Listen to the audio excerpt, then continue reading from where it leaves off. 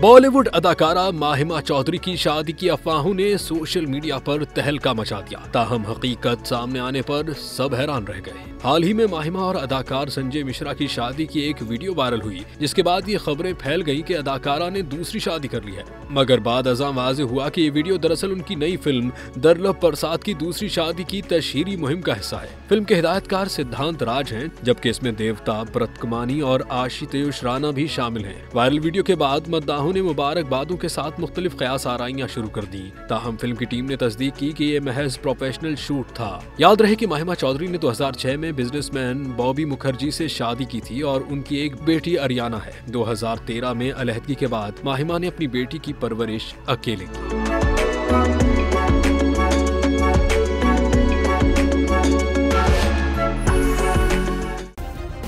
Subscribe करें और bell दबाएं ताकि कोई खबर रह न जाए।